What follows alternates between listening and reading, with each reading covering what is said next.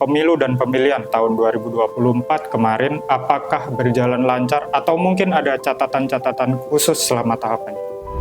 Kalau secara umum itu berjalan sesuai dengan tahapan-tahapan dan timing-timing yang telah ditetapkan.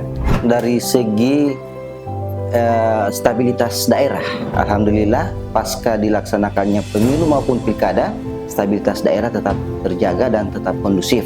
Untuk KPU, kami sebagai penyelenggara juga sudah memulai dari proses tahapan perencanaan, yang di situ untuk perencanaan itu tahapan demi tahapan itu kami laksanakan seefektif mungkin. Capaian terbesar, jadi biar saja masyarakat itu yang menilai. Yang jelas kami tetap menerapkan prinsip-prinsip sebagai penyelenggara dengan menjunjung tinggi integritas.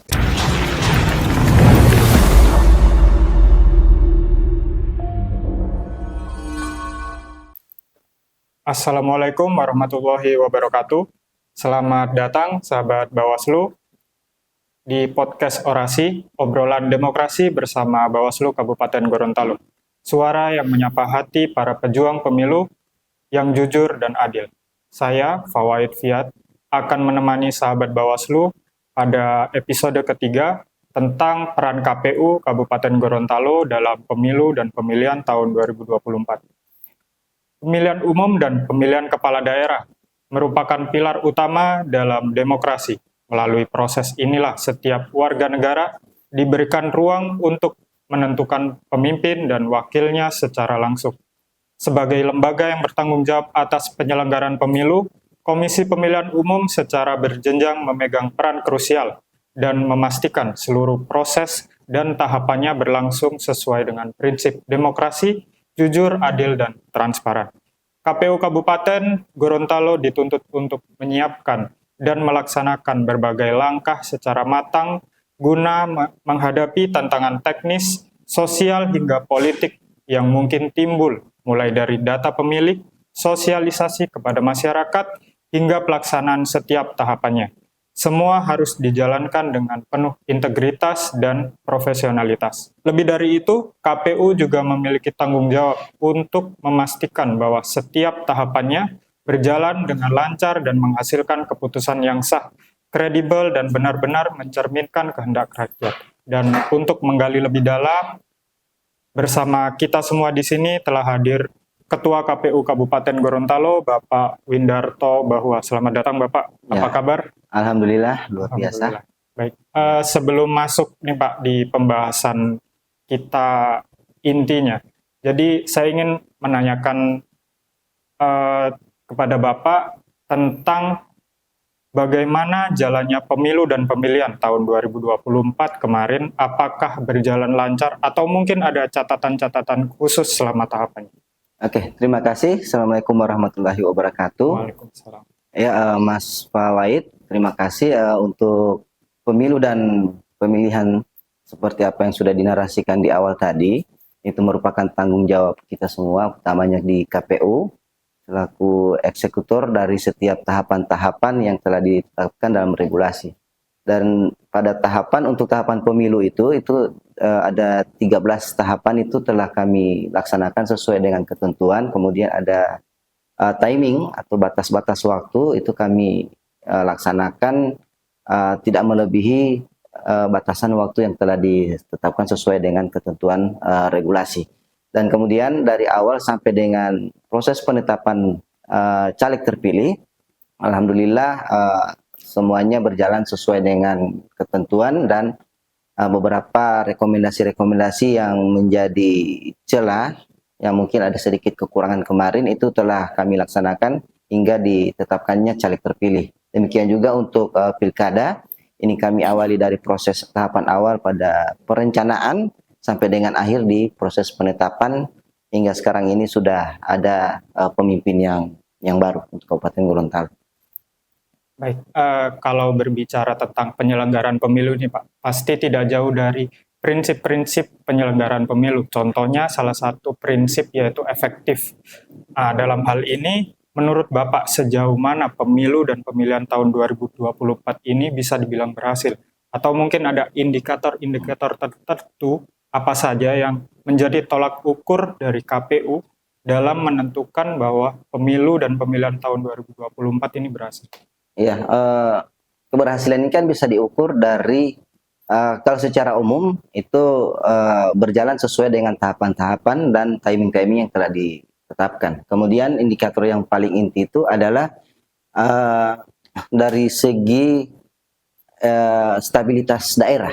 Alhamdulillah, pasca dilaksanakannya pemilu maupun pilkada, stabilitas daerah tetap terjaga dan tetap kondusif. Itu yang paling utama. Kemudian secara teknis itu untuk KPU kami sebagai penyelenggara juga sudah memulai dari proses tahapan perencanaan yang di situ untuk perencanaan itu tahapan demi tahapan itu kami laksanakan seefektif mungkin agar proses tahapan dapat berjalan sesuai dengan secara efektif dan efisien. Kemudian yang berikut dari segi uh, penilaian secara kuantitas tingkat partisipasi pun untuk pileg maupun pemilu maupun pemilihan itu tingkat partisipasi di atas rata-rata target nasional.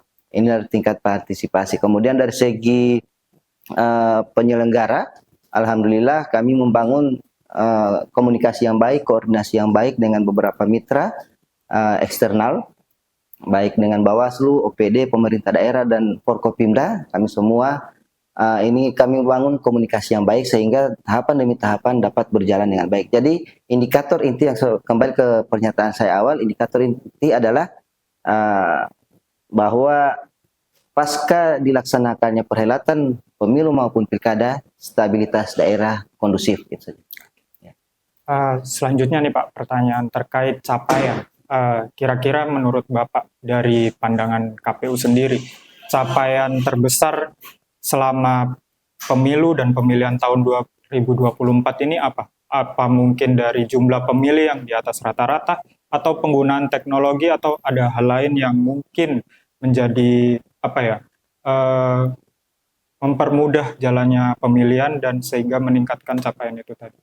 Ya, terkait dengan target capaian, kami kan masuk menjadi penyelenggara jajaran KPU.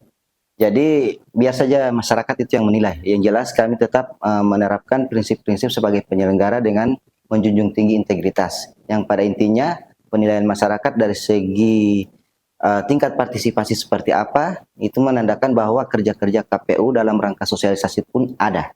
Kemudian dalam rangka kerjasama eksternal, itu masyarakat melihat bahwa stabilitas daerah tetap terjaga. Itu artinya ada hal-hal yang terbangun ataupun mitra terbangun dalam menjaga stabilitas daerah tetap kondusif. Itu adalah kerja-kerja kita dan intinya kembali pada penilaian masyarakat. Kalau mau dibandingkan capaian sekarang dengan yang kemarin itu kami tidak bisa berkomentar di situ. Cuma yang sekarang intinya kami bekerja berdasarkan profesionalitas, menjunjung profesionalitas, integritas, kemudian membangun kerjasama dengan antar sektor-sektor yang berkompeten di situ langsung.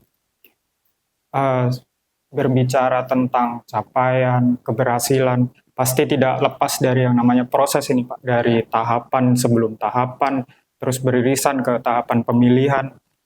Kira-kira nih Pak, kendala terbesar apa yang dihadapi KPU pada proses tahapan pemilu dan pemilihan tahun 2024? Ya, alhamdulillah karena tadi kita membangun mitra kerjasama dengan ini, untuk kendala yang terbesar itu rata-rata semua bisa diminimalisir karena semua bisa teratasi melalui komunikasi-komunikasi yang baik. Kemudian terkait dengan apa ya, kami menemui beberapa kendala kemarin pada saat proses pemilu yang mana hal yang mungkin ini memang wajar terjadi, tapi bagi kami ini adalah salah satu pelajaran dengan adanya PSU untuk pelaksanaan pemilu di beberapa TPS, dan itu menjadi pelajaran bagi kami untuk pelaksanaan pilkada pasca pemilu. Ingatnya itu kendala kayak kami sebelum melakukan proses penetapan, kami masih melakukan proses penyelesaian sengketa sesuai dengan tingkatan di MK.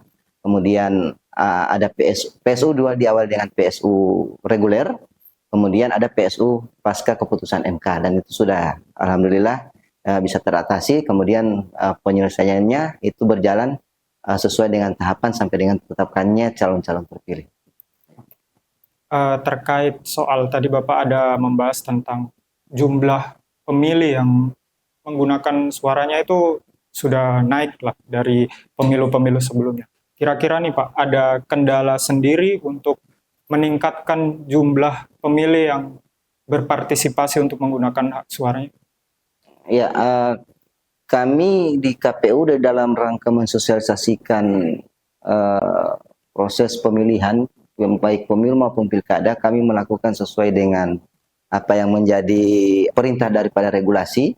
Kami melakukan sosialisasi, kemudian ya di sosialisasi itu kan ada beberapa tipe, ya, ada segmentasi, kemudian inovasi-inovasi yang kami lakukan melalui proses semarak pilkada, kemudian Jumat Demokrasi, ada pasar demokrasi, bahkan sampai dengan sosialisasi melalui media sosial.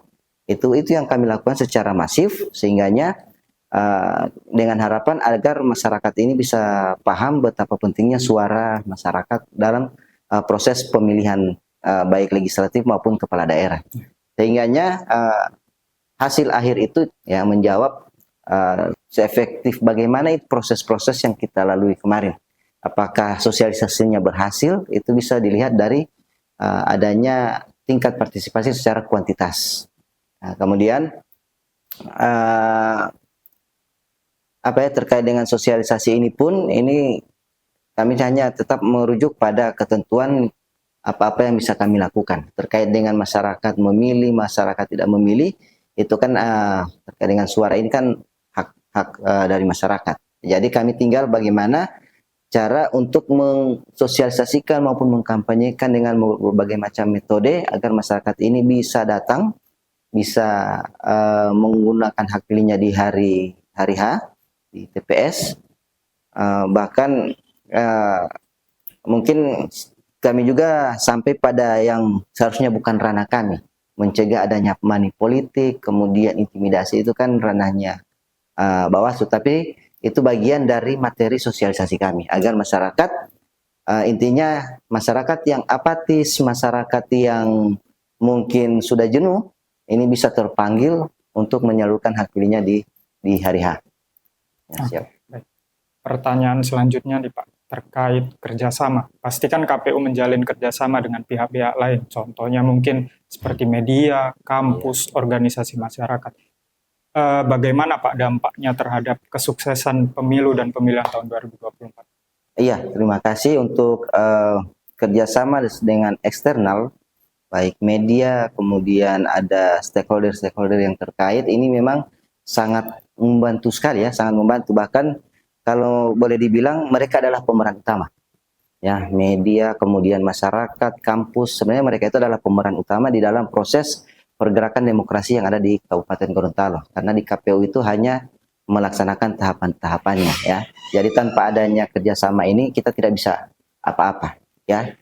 Kita tidak bisa berbuat apa-apa. Jadi bisa diuraikan untuk media ini bisa mensiarkan tahapan demi tahapan melalui media mainstreaming, media sosial, ataupun media-media yang mungkin media pemberitaan secara online, itu bisa mensiarkan kepada masyarakat apa-apa tahapan yang telah dilakukan, kemudian terkait yang pada intinya adalah tanggal pemilihan, terkait dengan profil calon dan sebagainya. Jadi itu fungsi dari media. Kemudian membangun kerjasama dengan stakeholder di Pemda, ini sebagai bentuk dukungan bahwa di dalam proses pelaksanaan perhelatan pemilu maupun pilkada itu menyatakan bahwa kehadiran Pemda itu ada di situ. Mereka tidak membiarkan kami sendiri, tapi ada Pemda di situ. Nah, jadi setidaknya dalam proses pelaksanaan pemilu maupun pilkada kemarin, kami merasa bahwa merasa nyaman, merasa ada dukungan yang kuat di belakang untuk melaksanakan tahapan. Kami tinggal menerapkan bahwa kami profesional, kami integritas, itu saja. Soal yang lain-lain itu ada urusannya Pemda. Dari segi penganggarannya ada Pemda, dari segi kebijakan ada Pemda.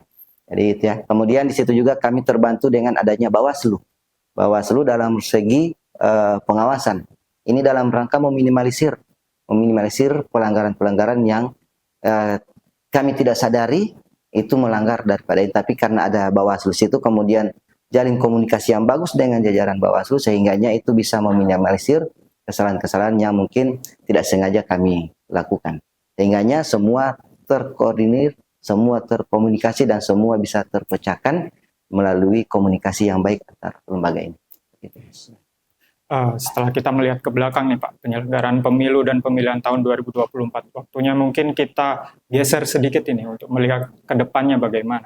Kira-kira nih Pak, apa langkah awal yang sudah dilaksanakan oleh KPU Kabupaten Gorontalo khususnya untuk mempersiapkan pemilu tahun 2029 nanti?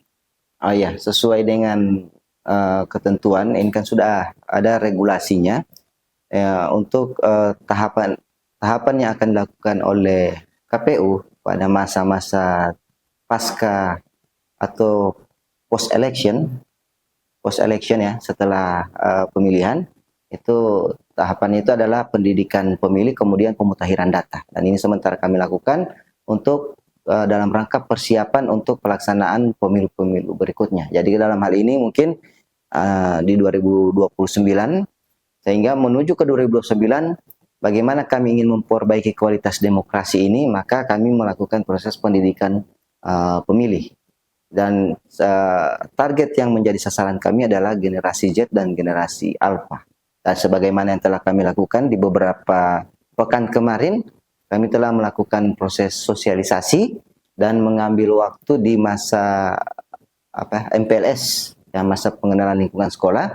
Kami melakukan sosialisasi dengan penerapan demokrasi yang seutuhnya kepada generasi Z. Ya, pada intinya mereka adalah pewaris generasi berikut, ya. Dan kemudian calon pemilih di 2029, setidaknya demokrasi itu sudah tertanam sejak dini ke generasi Z maupun generasi Alpha. Kemudian untuk tahapan selanjutnya adalah pemutakhiran data pemilih berkelanjutan. Ini dalam rangka melahirkan data yang benar-benar akurat, mutakhir, dan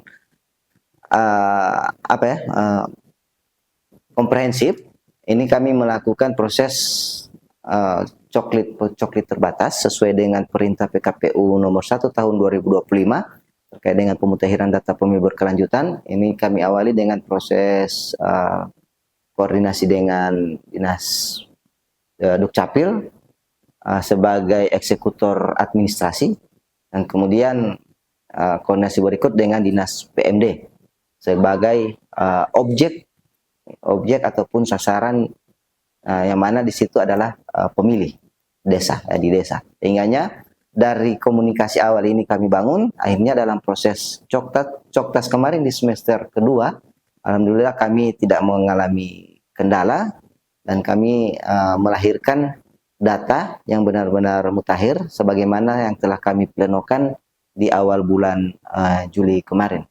Dan ini akan berlangsung hingga di tahun 2029. Pada intinya, baik data pemilih, kemudian pendidikan pemilih, ini merupakan kunci sukses pelaksanaan demokrasi yang ada di Kabupaten Gorontalo di tahun 2029. Oke. Ya. Pertanyaan terakhir nih Pak. Ya. Karena kita telah melaksanakan penyelenggaraan pemilu dan pemilihan tahun 2024, kira-kira nih apa rekomendasi atau mungkin catatan evaluasi dari KPU Kabupaten Gorontalo untuk mempersiapkan pemilu dan pemilihan ke depannya? Iya, berdasarkan capaian di tahun 2024, baik pileg maupun pilkada kemarin, ini ada beberapa poin yang harus kita tetap jaga, bahkan kalau perlu tingkatkan, utamanya sinergitas antar lembaga ini yang perlu dipertahankan, bahkan kalau perlu ditingkatkan. Kemudian yang berikut, memperbaiki kualitas demokrasi ke depan. Ini seharusnya ada proses riset, ya, proses riset untuk mengetahui di mana letak-letak perbaikan kualitas dari demokrasi, sampai mengapa dia memilih, mengapa dia tidak memilih. Ini yang perlu harus dilaksanakan ke depan. Kemudian yang berikut terkait dengan sisi penyelenggara, kita harus tetap berkomitmen sebagai menjadi penyelenggara yang benar-benar menjunjung tinggi profesionalitas dan integritas. Itu. Ya. Baik, terima kasih Pak sekali lagi atas waktunya dan kesempatannya. Baik, demikian pembahasan kita mengenai peran dan upaya KPU Kabupaten Gorontalo khususnya dalam penyelenggaraan pemilu dan pemilihan tahun 2024. Semoga perbincangan ini memberikan gambaran yang lebih jelas tentang bagaimana langkah dan apa yang akan dilakukan oleh KPU untuk memastikan setiap tahapan berjalan lancar, transparan, dan akuntabel.